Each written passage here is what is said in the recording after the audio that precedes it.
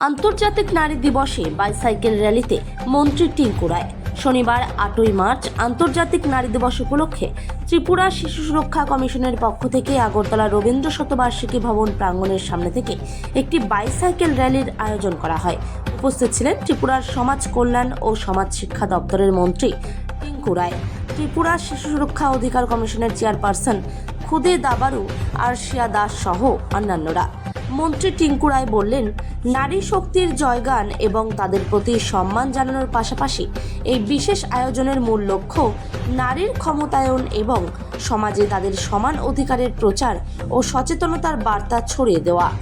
আপনারা সকলেই জানেন আজ আন্তর্জাতিক নারী দিবস। এই আন্তর্জাতিক নারী দিবসকে সামনে রেখে আমরা আমাদের রাজ্যের শিশু কমিশনের পক্ষ থেকে এবং মহিলা কমিশনের পক্ষ থেকে আজকে এখানে একটা মিনি ম্যারাথন এবং একটা সাইকেল রেসের আয়োজন করা হয়েছে। এই সাইকেল রেসে যারা উপস্থিত আছেন আমাদের শিশু কমিশনের যিনি চেয়ারপারসন জয়ন্তী দেববর্মা মহোদয়া এবং ঝর্ণা দেববর্মা মহোদয়া মহিলা কমিশনের চেয়ারপারসন উপস্থিত আছেন। এছাড়াও আমাদের সরকারি আধিকারিকগণ উপস্থিত হয়েছেন। সকলকে শুভেচ্ছা জানিয়ে একটা কথাই বলবো যে নারীদের সুরক্ষা, নারীদের স্বাভিমান, আমরা যারা আমাদের এই রাজ্যের মাননীয় মুখ্যমন্ত্রী সহ মাননীয় প্রধানমন্ত্রীর একটাই লক্ষ্য যেন নারীরা আত্মনির্ভর হয়, নারীরা স্বনির্ভর হয়, স্বাভিমানের সঙ্গে যেন তারা বাঁচার অধিকার পায়। তাই আজকের এই যে নারী দিবসকে সামনে রেখে আমরা বিভিন্ন কর্মসূচি হাতে নিয়ে এসেছি।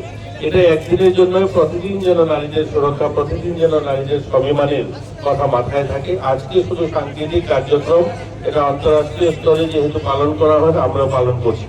আমাদের রাজ্যে আমরা গর্ববোধ করি যে আমাদের রাজ্যের নারীরা অত্যন্ত অন্যান্য রাজ্যের তুলনায় যদি দেখি আমরা অনেক আত্মনির্ভর মানসিকতা নিজেকে তৈরি করতে পেরেছি। ইতিমধ্যে আমার সঙ্গে রয়েছে ছোট্ট আরশিয়া, এছাড়াও আমাদের রাজ্যে যারা প্রতিভাবান খেলোয়াড়রা, এছাড়া গোটা দেশে যারা নাম উজ্জ্বল করেছে মহিলারা, আমাদের ছোট্ট আরাধ্যা, আরশিয়া, অস্মিতা এবং আমাদের দীপা কর্মকার সহ এই ধরনের অসংখ্য অগণিত মেয়েরা যারা আমাদের সুনাম এনে দিয়েছে রাজ্যের জন্য।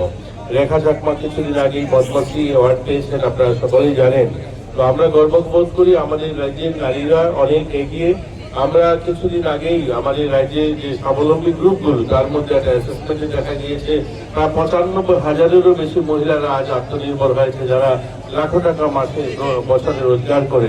এটা আমাদের জন্য সফলতা। তাই আমরা চাই আমাদের রাজ্যের মহিলারা এগিয়ে যাক, তারা আরো উন্নতির শিখরে পৌঁছাক। আমরা আমাদের রাজ্য সরকার বিভিন্ন পদক্ষেপ ইতিমধ্যে গ্রহণ করেছে।